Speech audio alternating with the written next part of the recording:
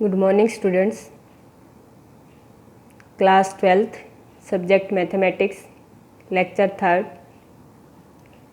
First and second lecture में आपने determinant of second order, determinant of third order and minor cofactors ये आपने निकालने सीखे हैं। अब आपको singular and non singular matrix के बारे में पता होना चाहिए। तो आपकी सिंगुलर मैट्रिक्स कौन सी होगी? Singular matrix square matrix. Singular matrix is क्या होगी? Square matrix is said to be singular. आप इसको सिंगुलर मैट्रिक्स कब कहोगे? जब इसका डिटर्मिनेंट इज जीरो। डिटर्मिनेंट क्या होगा आपका? जीरो। किसी भी मैट्रिक्स का डिटर्मिनेंट निकालोगे आप, डिटर्मिनेंट निकालोगे आप, जैसे इसने एग्जाम्पल दे रखा है, यह आपकी मैट्रिक्स है 3x3 ऑर्डर की। अब आपको डिटर्मिनेंट निकालने के लिए 3x3 ऑर्डर की मैट्रिक्स का मैंने एग्जाम्पल भी दिया आपको। अब आपको मैं दोबारा एक बार फिर से करवा देती हूँ, जिसमें आपको 1 रो या 1 कॉलम लेना है। इसके अंदर आप एक रो या एक कॉलम से इसको एक्सपेंड कर सकते हो। First row, second row, third row, first column, second column, third column से आपको एक रो या एक कॉलम से आपको इसको एक्सपेंड करना है। तो एग्जांपल में इसने फर्स्ट रो से एक्सपेंड किया है। First row is 3, 4 and 5। First row से इसने एक्सपेंड किया है, तो सबसे पहले आपको क्या करना है? आपको जो A11 यहाँ पे लिखना है। A11 का मतलब क्या होगा? फर्स्ट रो फर्स्ट कॉलम को आप डिलीट कर दो। First row and first column delete. बाकी जो एलिमेंट्स आपके उनको आपको क्या करना है? Cross multiplication, cross multiply. क्या करनी है आपको? Cross multiply. तो आपका फर्स्ट रो फर्स्ट कॉलम आपने डिलीट कर दिया इसको, तो आपके एलिमेंट्स बचे 3, 4, 6 एंड 8। 3, 4, 6 एंड 8। तो आपको क्रॉस मल्टीप्लाई करनी है। 8 3 जा 24, 6 4 जा 24। बीच में साइन आपको पता है किस चीज़ का आता है? माइनस का। अब मैंने लिखा है A12। यहाँ पे क्या आएगा? फर्स्ट रो से इसने एक्सपेंड किया, तो फर्स्ट रो में क्या होता है? A11, A12, A13, A1n तक। तो अब आपको सेकंड जो A12 लिखोगे आप, तो उसमें साइन आता है बीच में माइनस का। तो लिखा मैंने -4। अगर ये -4 पहले से ही होता है तो यहाँ पे हो जाता +4। अब आपको 4 लिखना है। अब A12 का मतलब क्या होगा? आपका फर्स्ट रो सेकंड कॉलम को आपने डिलीट कर देना। फर्स्ट रो सेकंड कॉलम को आपने डिलीट करना है, तो आपके एलिमेंट्स बचे 2, 4, 4 एंड 8। अब आपको क्या करने? Cross multiply. क्रॉस मल्टीप्लाई करोगे तो 8 2 जा 16, 4 4 जा 16। अब फिफ्थ में अब 5 को आप कैसे लिखोगे? यहाँ पे +5, ठीक है। अब आप में A13 में फर्स्ट रो थर्ड कॉलम को डिलीट कर देना। फर्स्ट रो थर्ड कॉलम को आपने डिलीट करना।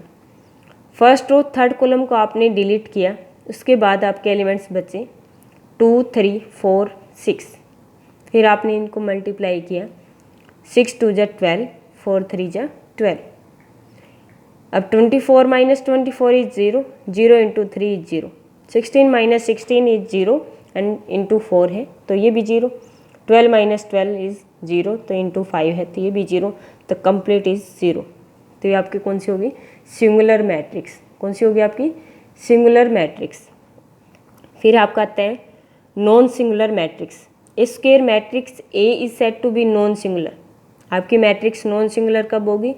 जब आप इसका determinant not equal to 0। Determinant क्या आएगा? Not equal to 0। Any matrix, आपको कोई भी मैट्रिक्स लेने, उसका डिटर्मिनेंट अगर 0 आ जाता है तो सिंगुलर मैट्रिक्स, अगर नॉन 0 आ जाता है तो आपका नॉन सिंगुलर मैट्रिक्स। अब आपको exercise 4.1 4.1 exercise first question, expand the following determinant. अब आपको एक्सपेंड करना है और डिटर्मिनेंट निकालना है। तो मैंने आपको एग्जांपल देके समझाया था कि सेकंड 2x2 ऑर्डर की मैट्रिक्स का डिटर्मिनेंट कैसे निकालना है। तो सबसे पहले आपका क्वेश्चन है डिटर्मिनेंट ऑफ, जैसे आपको ए मैट्रिक्स दी है इसने, उसका डिटर्मिनेंट निकालना है आपको A minus iota B C plus iota D minus C plus iota D and A minus iota B.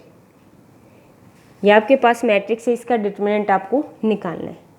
तो ये आपकी कितने ऑर्डर की मैट्रिक्स है? आपकी 2x2 ऑर्डर, 2 ऑर्डर्स की मैट्रिक्स, यानी row and column equal.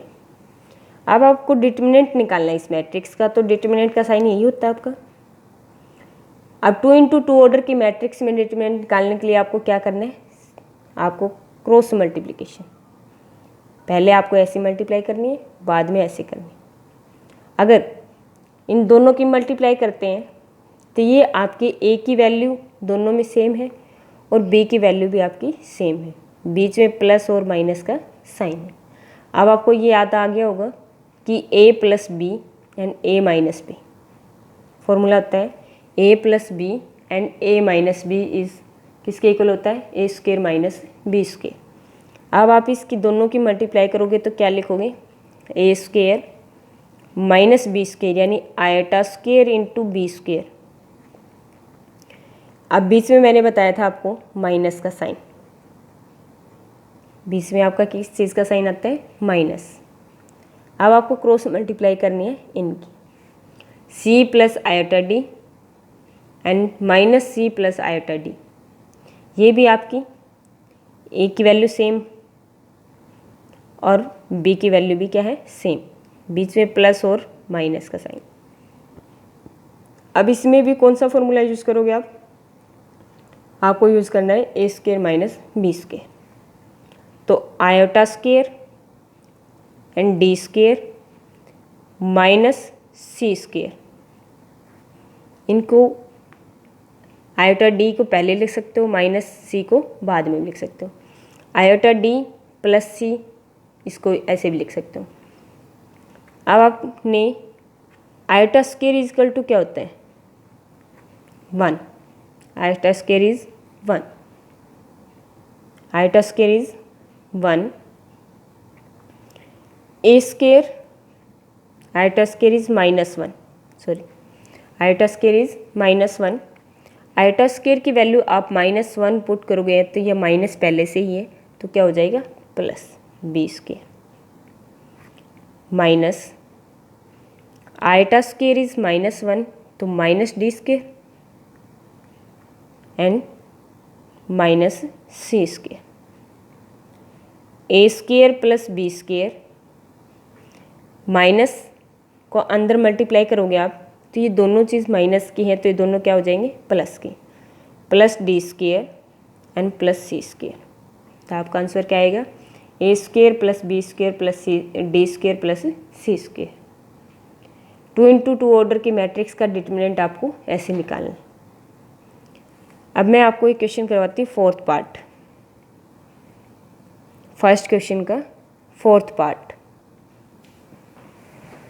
Fourth part में आपको दिया है log of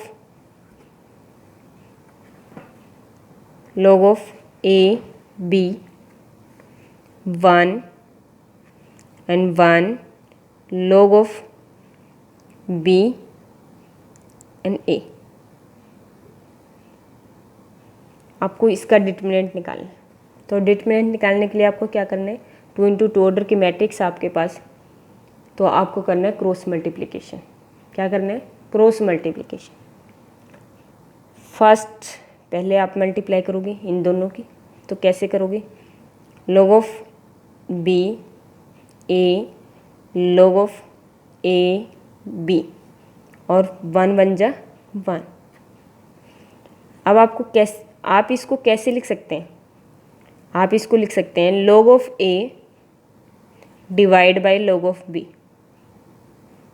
ठीक है, इनटू इसको आप कैसे लिख सकते हो, log of b divide by log of a minus 1।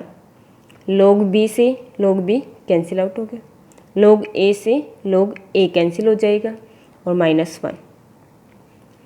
हाँ, यहाँ पे आपका क्या बचा 1, 1 माइनस 1 इज 0, तो आपका आंसर इज 0। आपको 2 इंटू 2 ऑर्डर की मैट्रिक्स का डिटरमिनेंट निकालना आ गया। Find the value of x. अब सेकंड क्वेश्चन के अंदर find the value of x each of the following. अब सेकंड क्वेश्चन के अंदर आपको find the value of x निकालनी है। तो find the value of x कैसे निकालोगे आप, आपको दिया गया है x minus 2 minus 3, 3x 2x equal to 3। अब आपको find the value of x, तो ये आपका डिटरमिनेंट का साइन है, तो आपको पहले क्या निकालना है, इनका डिटरमिनेंट। 2 इंटू 2 ऑर्डर के मैट्रिक्स है, तो आपको क्या करना है, क्रॉस मल्टीप्लिकेशन। क्या करना है, क्रॉस मल्टीप्लिकेशन। क्रॉस मल्टीप्लाई आप कैसे करोगे, 2x की मल्टीप्लाई x माइनस 2 के साथ। तो पहले 2x की मल्टीप्लाई x के साथ तो 2x स्क्वायर, 2x की मल्टीप्लाई -2 के साथ क्या हो जाएगा 4x। अब बीच में साइन किस चीज़ का आता है, माइनस का। अब इन दोनों की मल्टीप्लाई करोगे तो -9x -9x। अब माइनस पहले से ही है तो क्या हो जाएगा +9x equal to 3। 2x square 9x minus 4x plus 5x equal to 3।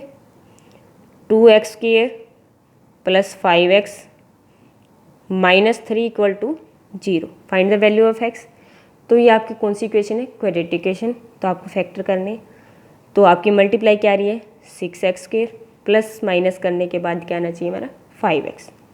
तो आपके फैक्टर क्या बनेंगे 2x square plus 6x minus x minus 3 equal to 0। इन दोनों में से आपको क्या कॉमन निकालना है 2x, तो आपका अंदर क्या बचा x प्लस 3। इन दोनों में से आपको क्या कॉमन निकालना है, कुछ भी कॉमन नहीं निकला तो 1 निकलता, और माइनस इसमें भी और इसमें भी, दोनों में से -1 कॉमन निकाल दिया, क्या बचा आपका x प्लस 3 इक्वल टू 0। दोनों में x प्लस 3 मैंने कॉमन निकाल दिया, x प्लस 3 कॉमन निकाल दिया, क्या बचा आपका 2x माइनस 1 इक्वल टू 0। अब आप लोगे x plus 3 equal to 0 and 2x minus 1 equal to 0। तो x इज इक्वल टू क्या हो जाएगा -3 and x is equal to क्या हो जाएगा +1/2। तो आपका आंसर क्या होगा 1/2।